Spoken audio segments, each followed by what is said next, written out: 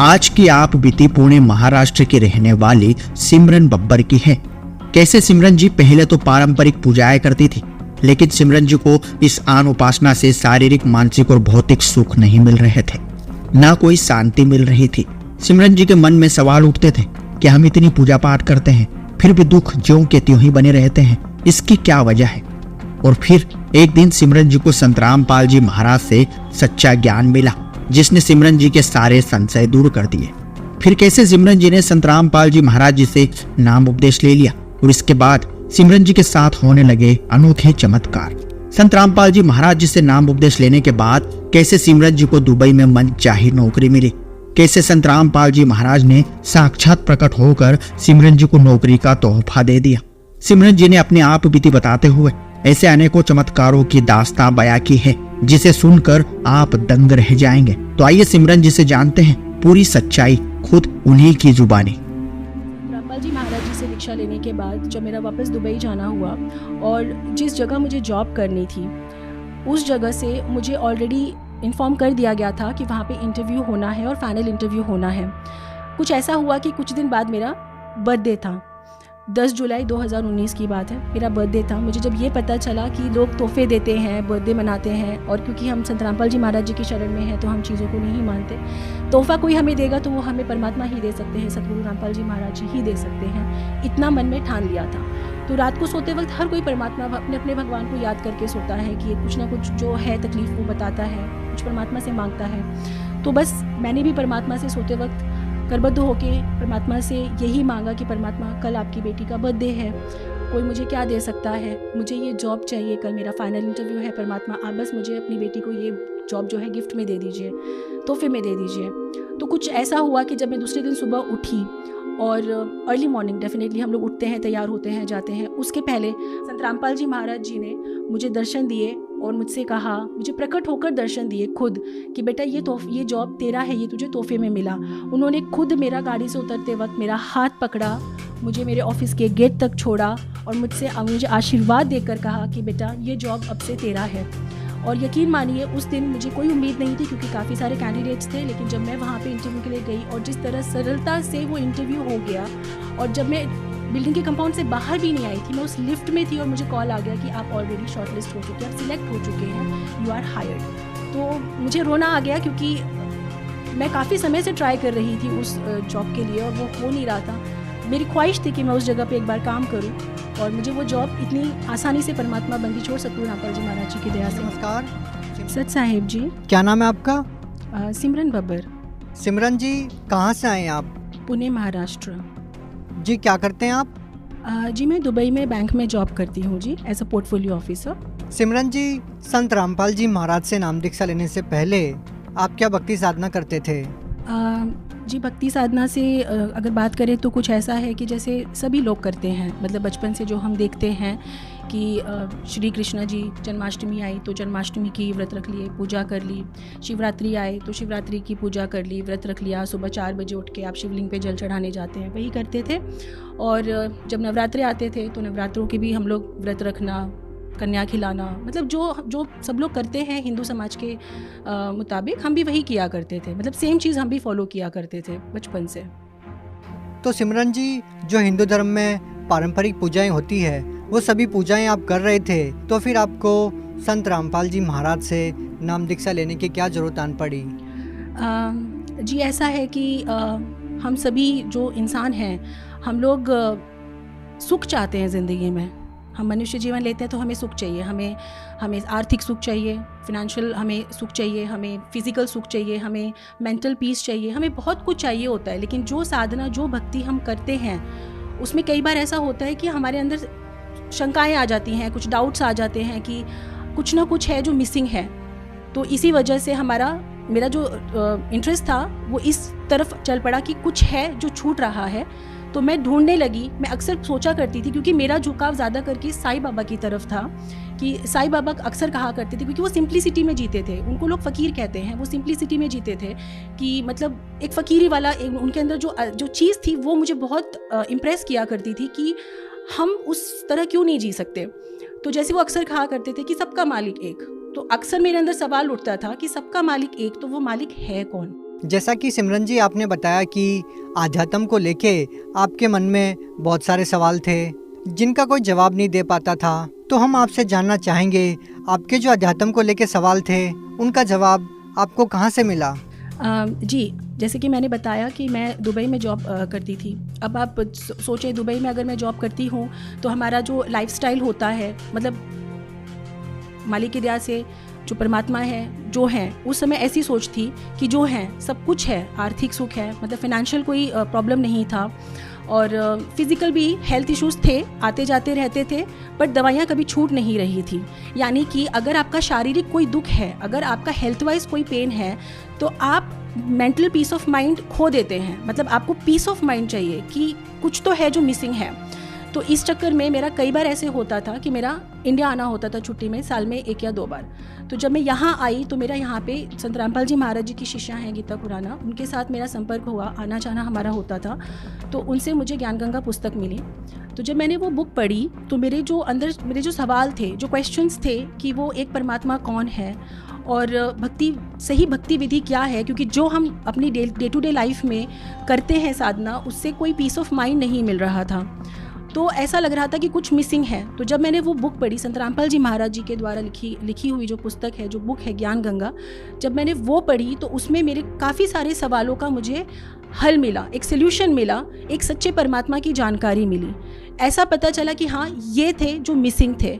सिमरन जी, अध्यात्म को लेके आपके क्या सवाल थे जिनका उत्तर आपको ज्ञान गंगा पुस्तक में मिला? ऐसा आपने ज्ञान गंगा पुस्तक में क्या पढ़ा जिनसे आप प्रभावित हुए? पुस्तक पढ़ते वक्त मुझे ये समझ में आया, जैसे सवाल उठते हैं कि वो एक परमात्मा कौन है, हम लोग जन्मते मरते क्यों हैं, वो कौन से परमात्मा है जिनकी हमें भक्ति करनी चाहिए, इतनी भक्ति साधना करने के बाद भी हम दुखी क्यों रहते हैं, यानी कि जो सुकून चाहिए, जिस वजह से हम सुकून से ये ज़िंदगी जी सके, वो सारे जो सवाल थे वो ज्ञान गंगा पुस्तक पढ़ते वक्त उन सब का सल्यूशन मुझे मिला। तो जब वो सल्यूशन मुझे मिला तो मुझे ऐसा लगा कि इसके बारे में मुझे और जानना चाहिए। तब जैसा मैंने बताया, जो शिष्या हैं संत रामपाल जी महाराज जी की गीता खुराना, उनसे मेरी इस बारे में थोड़ी चर्चा हुई। जब कोई डिस्कशंस हुए तब पता चला कि हमें गुरु दीक्षा लेनी चाहिए। जब हम गुरु दीक्षा लेते हैं, यानी कि हमारा मकसद क्या है, सही भक्ति विधि क्या है, वो पता चली कि गुरु बनाने बहुत ज़रूरी हैं। तो जब हमने गुरु दीक्षा ली, संत रामपाल जी महाराज जी से गुरु दीक्षा ली, तब ही हमें वो मानसिक सुख मिला जिसकी हमें तलाश थी। सिमरन जी, जब आपने संत रामपाल जी महाराज से नाम दीक्षा ली तो आपको जो लाइफ में सुकून चाहिए था, आपको जो अपनी ज़िंदगी में लाभ चाहिए थे, क्या संत रामपाल जी महाराज से नाम दीक्षा लेने के बाद आपको वो सभी लाभ मिले? जी बिल्कुल, बहुत लाभ मिले। अक्सर क्या होता है कि हम लोग हमारे सुकून के लिए क्या करते हैं, हम लोग ड्राइव पे चले जाते हैं, बीचेस पे चले जाते हैं, क्लब्स जाते हैं, पार्टी करते हैं, गेट टुगेदर करते हैं दोस्तों और कलीग्स के साथ कि हमें सुकून मिले, हमें अच्छा लगे। चलिए मान लेते हैं कि वो सुकून तो कुछ देर के लिए होता है, पर वो कुछ देर के लिए होता है, it's only for a moment. उसके बाद क्या, फिर आप वापस से उसी तकलीफ़ में पड़ जाते हैं।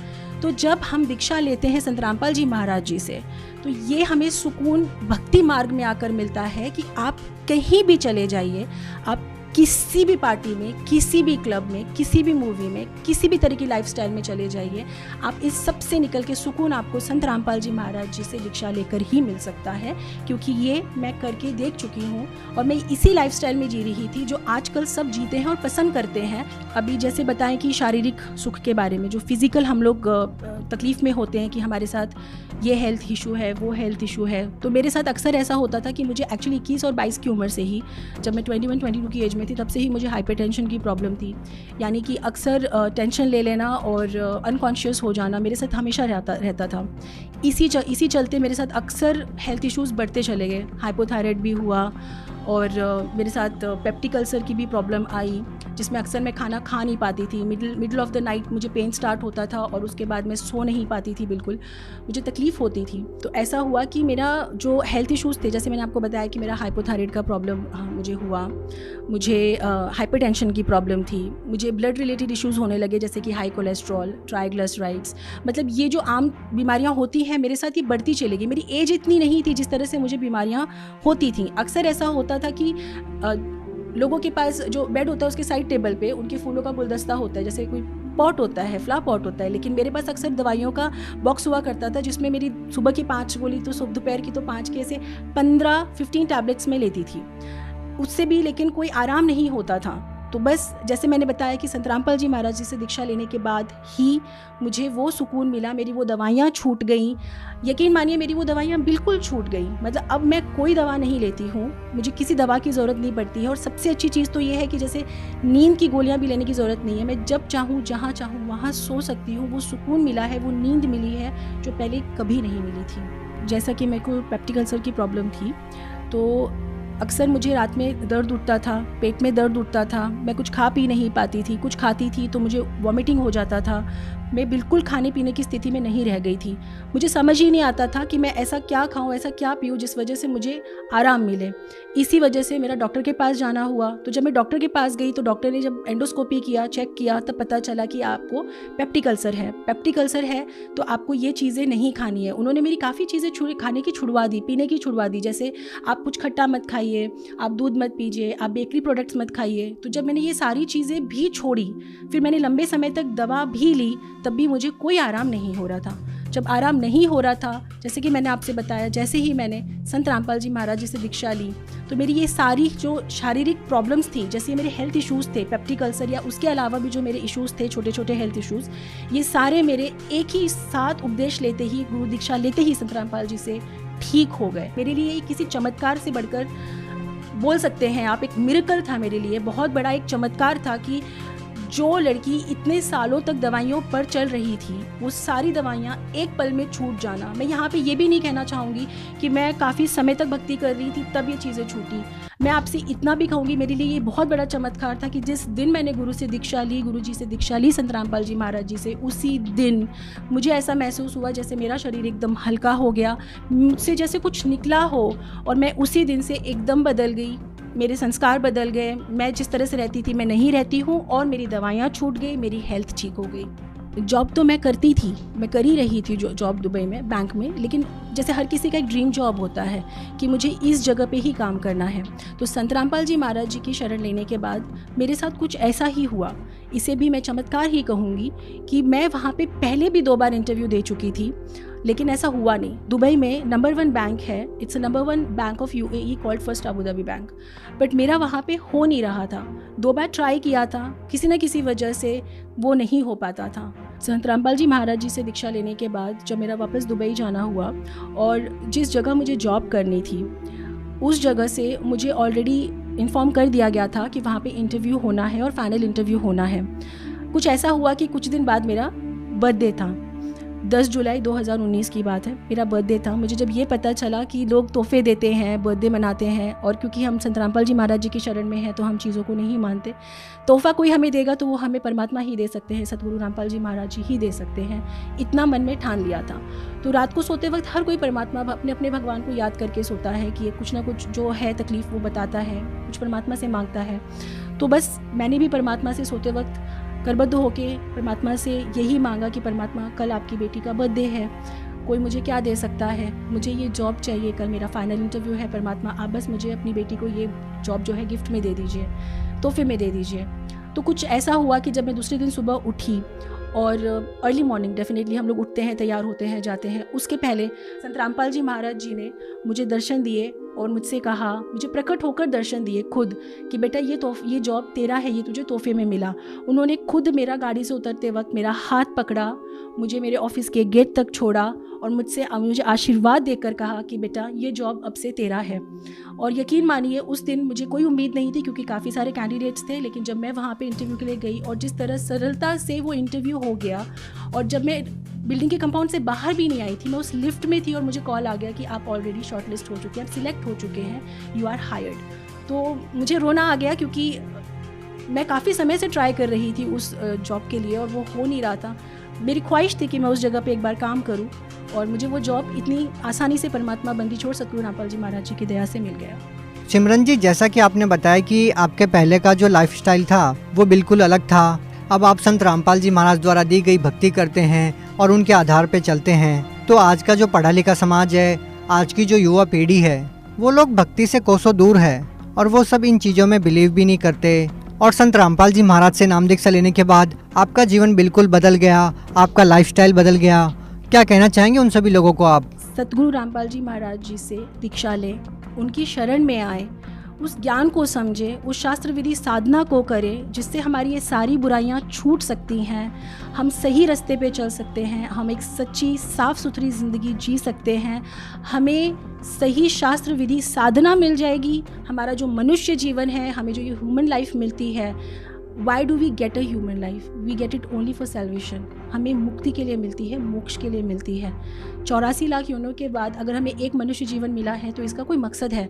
तो मेरी आप सबसे विनती है कि हम जिस तरह की ज़िंदगी जी रहे हैं उससे कुछ वक्त बाहर निकाल के आएँ, सदगुरु रामपाल जी महाराज जी का ज्ञान सुने, समझें और उनसे दीक्षा लें और अपने जीवन का कल्याण करवाएं।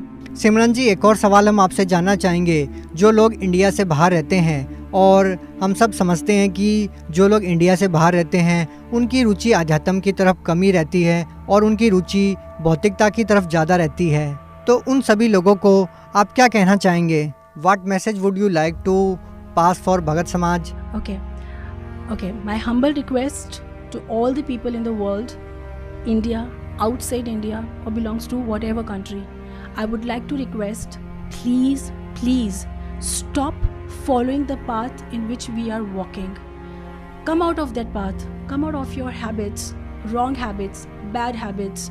Come out of it. Understand, why do we get the human life? We get one human life. For what?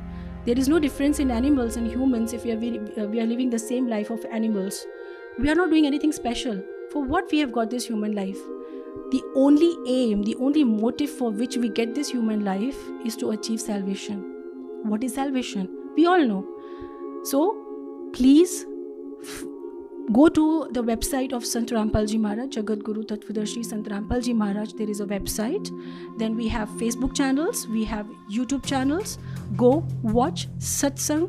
Sant Rampal Ji Maharaj Satsang is available. Watch. Understand the importance of human life for which we have come in this world, instead of going around the world of alcohol, smoking, movies, fashion. Come out of it. Go with the satsang of Sant Rampal Ji Maharaj on these channels which I have told you: YouTube, Facebook, all social medias, even the website. Go search. There are numbers mentioned below the satsang when you watch. Call on those numbers. Call ashrams. We have Namdan centers over there in all the countries. We have in every city we have a Namdan center. Call them. If you have any doubts, you can even call and clear it up. Meet the people. Go take Guru Diksha from them. Take Nam Diksha from Sant Rampal Ji Maharaj. And please, my humble request, come out of the dirty life which we are living and come to our worship. Achieve salvation for what we have got this human life. जी बहुत बहुत धन्यवाद सत साहिब जी। सत्य घटना, सत्य की तहता।